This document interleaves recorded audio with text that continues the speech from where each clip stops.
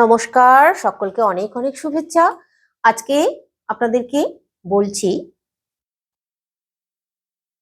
আবারও একটি খুব ভালো নাম্বারের কথা। এই যে নাম্বারগুলো, এই নাম্বারগুলো কোথা থেকে এসেছে জানেন? এই নাম্বারগুলো ইতিহাস বলতে পারেন। যত শ্রেষ্ঠ মানুষ আছেন, খুব উন্নতি করেছেন জীবনে, অনেক নামডাক করেছেন, সুখ্যাত করেছেন, খুব বড় মাপের মানুষ তৈরি হয়েছেন, খুব নামকরা মানুষ। তারা এই যে নাম্বারগুলোর কথা বলছি না, এগুলো তাদের সঙ্গে অঙ্গাঙ্গিভাবে জড়িত। তাই আমি আপনাদেরকে এই ইতিহাস ঘেঁটেই কিন্তু আমি আপনাদেরকে এই কথাগুলো বলছি। এগুলো কিন্তু আমার নিজের মন গড়া কথা নয়। এইগুলোর জন্য, এই নাম্বারগুলোর জন্য, এই টোটকাগুলোর জন্য, এই রেমিডিগুলোর জন্য অনেক পড়াশোনা করতে হয়, জানতে হয়, অনেক বই ঘাঁটাঘাঁটি করতে হয়। এর জন্য আলাদা রকম ভাবে ট্রেনিং আছে, নিতে হয়। আপনারাও নিতে পারেন, আপনারাও চেষ্টা করে দেখতে পারেন। যদি কারোর শেখার আগ্রহ থাকে তারা করতে পারেন। তো আমি আপনাদেরকে আজকে একটি ভালো নাম্বারের কথা বলছি। সঙ্গে থাকুন, উপকৃত হবেন, লাভবান হবেন। এগুলো করে কিন্তু অনেক মানুষ, বহু মানুষ যারা করেছেন সকলেই কিন্তু উপকৃত হয়েছেন বা আগামী দিনেও হবেন। এই মনের বিশ্বাস নিয়ে কাজ করুন। দেখুন, আজকে আমি আপনাদেরকে বলছি, নাম্বারটা তো বলবো, তার আগে বিশেষ কথাগুলো বলবো। তার আগে একটি কথা বলি, একটা লাইক অবশ্যই করে দিন। যারা সাবস্ক্রাইব করেননি তারা সাবস্ক্রাইব করুন, কমেন্ট অবশ্যই করবেন। আপনাদের ভালো লাগুক বা মন্দ লাগুক, কেমন লাগছে অবশ্যই কিন্তু কমেন্ট করে জানাবেন। আমি উপকৃত হব তাহলে, আর আপনাদের আরো অনেক বেশি উপকার করতে পারবো। আপনাদের দেখবেন খুব উপকার হবে, আপনারা ধনবান হবেন, ঐশ্বর্যশালী হবেন, সুস্থও থাকবেন। যেগুলো বলছি যদি সুস্থভাবে করতে পারেন। তো সবার প্রথম যে কথাগুলি বলবো, এগুলি হচ্ছে, দেখুন, মানুষ আমরা সকলেই, কিন্তু আমাদের সকলেরই শরীরে রক্ত মাংস নিয়ে আমাদের সকলের শরীর, কিন্তু সবাই কি এক? কেউ বা অনেক ধনী, কেউ বা পথের ভিখারি, কেউ বা মাঝখানে তার পিঠ থেকে গেছে, আর সেখান থেকে সে আগিয়ে যেতে পারছে না, পিছিয়ে পড়ছে। কিছু কিছু মানুষ আছে যাদের খুব, মানে তারা ভাগ্যবান, তারা যতই খারাপ কিছু করুক তাদেরটা কারোর চোখে পড়ে না। তারা সবার কাছে ঠিক ভালোবাসা পাচ্ছে, স্নেহ পাচ্ছে, সম্মান পাচ্ছে। কিন্তু অনেক ভালো ব্যবহার করেও, অনেক ভালো, মানে আচরণ করেও, অনেক লেখাপড়া শিখেও সেই মতো চাকরি বাকরিও পাওয়া যাচ্ছে না, সেই মতো অর্থ উপার্জন করতে পারা যাচ্ছে না, সহযোগিতা নেই, সমস্ত দিক থেকে বাধা চলে আসছে, সকলে তাদের মুখের উপরে চোটপাট করছে। এরকম নানান রকম সমস্যায় কিন্তু মানুষ জর্জরিত। সবাই কিন্তু সমানভাবে চলছে না, কিন্তু সকলেরই শরীর রক্ত মাংসের, তাই না বলুন? দেখুন, জীবনে চলার পথটাকে সহজ করার জন্য অনেক রকমের উপায় আছে, টোটকা আছে। সকলের ভাগ্য সমান নয়, কিন্তু আমরা আমাদের ভাগ্যকে একটু হলেও মানে জাগাতে পারি, ভাগ্যটাকে একটু হলেও পরিবর্তন করতে পারি নিজেরা একটু যদি চেষ্টা করি। তো সেই রকমই কিছু উপায় যেগুলো করতে পারলে খুবই ভালো হয়, বাধাগুলো দূর হয়ে যাবে, মনে শান্তি পাবেন, সুস্থভাবে কাজ করতে পারবেন, মানুষের সহযোগিতা পাবেন, কাজের জায়গায় নির্বিঘ্নে কাজ করতে পারবেন। এই নাম্বারের সঙ্গে আরো দু একটা টোটকাও বলে দিচ্ছি আপনাদেরকে। তো প্রথমেই আমি আপনাদেরকে এই নাম্বারটার কথা বলে দিই। প্রথমেই যে নাম্বারটা আমি বলবো সেটা হচ্ছে 897। 897 লিখে লিখে গোল করে দেবেন, তার পাশে লিখবেন 24। 24 লিখে গোল করে দেবেন। 897 লিখে একটা গোল করে দেবেন, 24 লিখে একটা গোল করে দেবেন। বাংলা অথবা ইংরাজি যে কোনো, আপনার সুবিধা মতো আপনি লিখবেন। এটা আমি আজকে আপনাদেরকে কাগজে বা অন্য কিছুতে লেখার কথা বলবো না। এটা আপনাদেরকে লিখতে হবে, আপনারা আপনাদের হাতের এই যে কবজিটা আছে, এই কবজিতে লিখে দেবেন, লাল কালি অথবা সবুজ কালি দিয়ে কবজিতে লিখুন। কবজিতেই কিন্তু লিখবেন, বাম হাতের অথবা ডান হাতের। যারা বাম হাতে লেখেন তারা ডান হাতের কবজিতে লিখবেন, যারা ডান হাত দিয়ে লেখেন তারা বাম হাতের কবজিতে লিখবেন। ছেলে মেয়ে সকলেই। এর জন্য কোনো সময় নেই, এর জন্য কোনো দিন নেই, কোনো নক্ষত্র নেই, কিছু নেই। যে কোনো দিন যে কোনো সময় আপনারা এটা লিখে রাখুন আপনাদের কবজিতে, কিন্তু ওইটা মনে রাখবেন গোল করে দেবেন। এই দুটি সংখ্যা লিখবেন, গোল করে দেবেন। এটা একটা খুব ভালো অ্যাঞ্জেল নাম্বার। এটা আপনারা আপনাদের শরীরে কবজিতে লিখে রাখুন। আপনার কবজি মজবুত হবে, আর্থিক উন্নতি হবে, সহযোগিতা পাবেন। কিন্তু এটা যে লিখে রেখেছেন এটা কাউকে দেখাবেন না, বলবেন না। কেউ দেখতে পেয়ে গেল সেটা আলাদা জিনিস, যদি কোনো কোশ্চেন করে, যদি জিজ্ঞাসা করে, এটা এমনি লিখে রেখেছি এরম ভাবে বলবেন, কাউকে বলার দরকার নেই। দেখাবেনও না কাউকে, নিজের মতো করে ছোট করে লিখে রাখুন। খুব বড় করেও লেখার দরকার নেই, ছোট্ট করে লিখে রাখুন। এটা আপনারা কালো কালি দিয়ে লিখবেন না, কিন্তু এটা আপনারা করুন, দেখবেন বাধাগুলো কাটতে শুরু করবে। যখন লেখাটা মুছে যাবে, স্নান করবেন, জামা কাপড় পরবেন, ঘষাঘষিতে মুছে যেতে পারে, তো যখন মুছে যাবে আবার লিখে দেবেন। দেখবেন যখনই মুছে যাচ্ছে তখনই কিন্তু আবার ওর ওপরেই লিখে দেবেন, বা ভালো করে সেটাকে ভালো করে মুছে দিয়ে পরিষ্কার করে দিয়ে আবার লিখে দিন ওইখানেই, যেন সব সময় ওই লেখাটা আপনার শরীরের সঙ্গে থাকে, আপনার কবজিতে থাকে। আপনি যেখানে যাচ্ছেন, কাজ করছেন, ব্যবসা করছেন, চাকরি করছেন, সেই স্থানে যেখানেই থাকছেন আপনার সঙ্গে যেন ওই লেখাটা থাকে, আপনার শরীরে যেন ওই লেখাটা চিপকে থাকে। এটা খেয়াল রাখুন, এটা করুন, খুব মোক্ষম উপায়।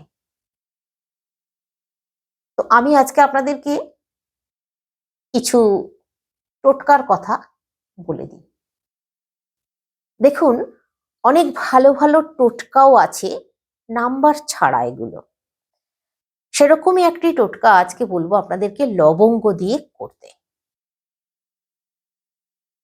প্রথমে আপনাদেরকে বলি, যারা চাকরি বাকরির পরীক্ষা দিতে যাবেন, প্রস্তুতি নিচ্ছেন, তারা চাকরি বাকরির যারা প্রস্তুতি নিচ্ছেন, এটা মোক্ষম টোটকা। কিন্তু মনে ভাববেন না যে এটা ভুলভাল বকছে বা এতে কি হবে, এইরকম মনে ভাববেন না। করেই দেখুন, বিশ্বাস নিয়ে করে দেখুন, মা সরস্বতীর নাম নিয়ে করুন, চাকরি বাকরির প্রস্তুতি নিচ্ছেন, পড়াশোনা করছেন, তারা প্রতিদিন করুন। সকালবেলা খালি পেটে একটা লবঙ্গ, সকালবেলা মুখ হাত ধোয়ার পর খালি পেটে একটা লবঙ্গ চিবিয়ে ফেলে দিন। খেয়ে নিতে বলবো না, করবেন। তারপর যা কিছু খাবার খাবেন, কোনো অসুবিধা নেই। পড়াশোনা করুন লবঙ্গটা খেয়ে। একটা লবঙ্গ আপনারা আপনাদের সঙ্গে নিয়ে পড়াশোনা করুন। যখন পড়াশোনা করবেন তখন একটা লবঙ্গ আপনার সঙ্গে রাখুন, আপনার পকেটে রেখে দিন, আপনার কাছে রেখে দিন, রেখে পড়াশোনা করুন। পড়াশোনা হয়ে গেলে ওই লবঙ্গটা গঙ্গা জলে ধুয়ে আপনাদের গৃহে যেখানে ঠাকুর দেবতার স্থান আছে, যদি মা সরস্বতী থাকেন, মা সরস্বতীর চরণে দিয়ে দেবেন। এটা করুন, প্রতিদিন করবেন। যতদিন না চাকরির পরীক্ষা মিটছে ততদিন করবেন। একটা করে লবঙ্গ নিজের কাছে রাখবেন, স্নান সেরে ওই লবঙ্গটাকে গঙ্গা জলে ধুয়ে মা সরস্বতীর চরণে দিয়ে দেবেন।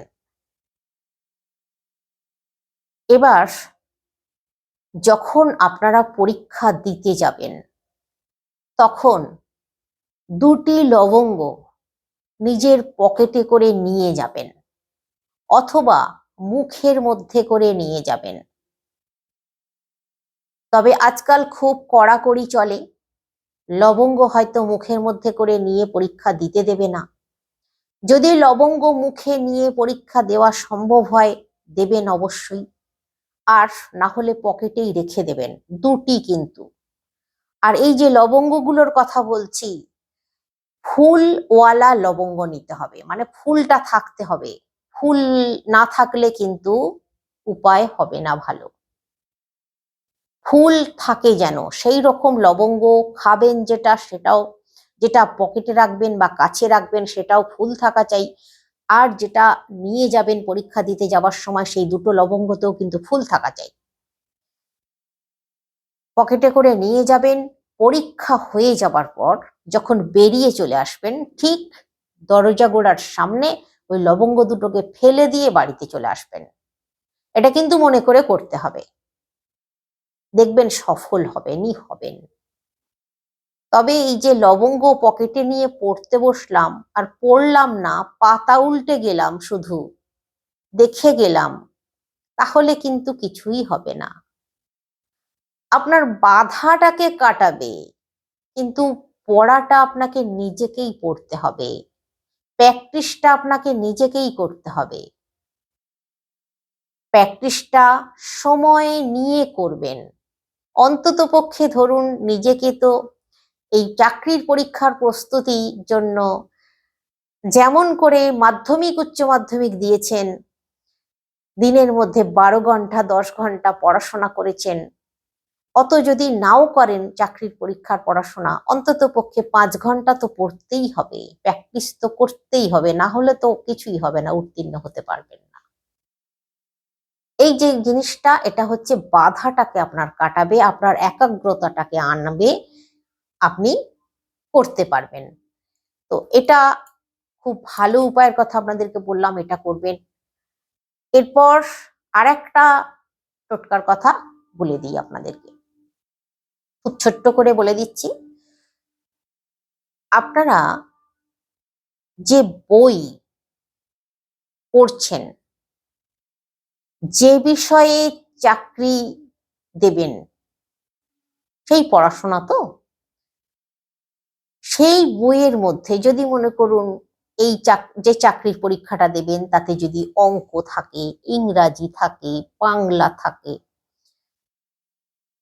এই 3টে সাবজেক্টই যদি থাকে, তাহলে আপনারা ওই 3টি যে বইটা নিয়ে প্রতিদিন ব্যবহার করছেন, প্রতিদিন বসছেন, সেই বইয়ের মধ্যে ময়ূরের পালক কিনে নিয়ে আসতে হবে আপনাদেরকে, ততগুলো। ময়ূরের পালক কিনে নিয়ে এসে ছোট ছোট করে নেবেন। ওই ময়ূরের পালক কিনে নিয়ে এসে গঙ্গা জল দিয়ে ধুয়ে নেবেন ভালো করে। ধুয়ে আপনাদের গৃহে মা সরস্বতীর পিকচার যদি থাকে, মা সরস্বতীর পিকচারের চরণে দিয়ে দিন। তারপর মায়ের চরণ থেকে নিয়ে নেবেন। নিয়ে ওই যে চাকরির পরীক্ষা দেওয়ার জন্য যে বইগুলো ব্যবহার করছেন, পড়াশোনা করছেন, ওই বইয়ের মধ্যে একটা করে দিয়ে রাখুন। প্রতিটা বইয়ের মধ্যে একটা একটা করে দিয়ে রাখুন। এটা খুব মোক্ষম উপায়, করে দেখুন না একবার। দেখবেন আপনার একাগ্রতা আসবে, আপনি সম্পূর্ণ মনটা ওই পড়াশোনার মধ্যে দিয়ে দিতে পারবেন, সম্পূর্ণ ডুবে যাবেন। মা সরস্বতী আপনার জিহায় থাকবে, বাস করবেন। আপনি মনেও রাখতে পারবেন, পড়া ভুলবেন না, দেখবেন। তবে আবার যদি করতে পারেন, ওই ময়ূরের পালকটা যখন পড়ছেন, ঠিক যেই জায়গাটা মানে ধরেছেন পড়বেন বলে, সেই জায়গাটায় দিন, দিয়ে পড়ুন। আবার যখন বই বন্ধ করে দেবেন, যেখানটা পড়ে বইটা বন্ধ করছেন, শেষ করলেন, সেইখানটায় দিয়ে রাখুন। মানে নাড়াচাড়া করুন, এক জায়গায় না রেখে দিয়ে নাড়াচাড়া করুন। দেখবেন মানে 100% কেন, আমি 1000% দিয়ে বলছি, সফলতা পাবেনই পাবেন। তবে মা সরস্বতী দেবীকে স্মরণ করে নিয়ে কাজ করুন। যখনই ময়ূরের পালকটা নাড়াচাড়া করবেন, এখান থেকে ওখানে রাখবেন বইয়ের মধ্যে, তখনই মা সরস্বতীকে স্মরণ করে নিন মনের মধ্যে। জয় মা সরস্বতী বলে ময়ূরের পালকটা রেখে দিলেন। এইভাবে করুন। দেখুন আপনার সম্পূর্ণ মনটা বইয়ের মধ্যে যাবে এবং আপনার স্মরণ শক্তি 10 গুণ বৃদ্ধি পাবে। আপনি চাকরির পরীক্ষায় বলুন, এমনি পরীক্ষায় বলুন, আমি এটা প্রত্যেকের জন্যই বলছি, যারা এমনি পড়াশোনা করছেন, পরীক্ষা দেবেন বলে, মাধ্যমিক দেবেন, উচ্চ মাধ্যমিক দেবেন, বিএ, এমএ, এমএসসি, যা যা দেবেন, যা যে বিষয়ে পড়াশোনা করছেন, তারা প্রত্যেকেই এই কাজটা করতে পারেন। এতে করে কি হবে, একাগ্রতা, স্মরণ শক্তি সবটাই বাড়বে। আর খুব ভালো রেজাল্ট করতে পারবেন, খুব ভালো। তো আজকে রাখছি। সকলে ভালো থাকুন, সুস্থ থাকুন, আনন্দে থাকুন, সুখে থাকুন, অনেক বেশি উন্নতি করুন। এটাই আমার মূল উদ্দেশ্য। সকলের উদ্দেশ্যে বলি, আপনারা সকলে ধৈর্য ধরে যে কাজ করছেন, সেই কাজ করে যান। সফলতা আসবেই আসবে। তার সঙ্গে এইগুলো করুন, বাধা দূর হয়ে যাবে। আজকে রাখছি।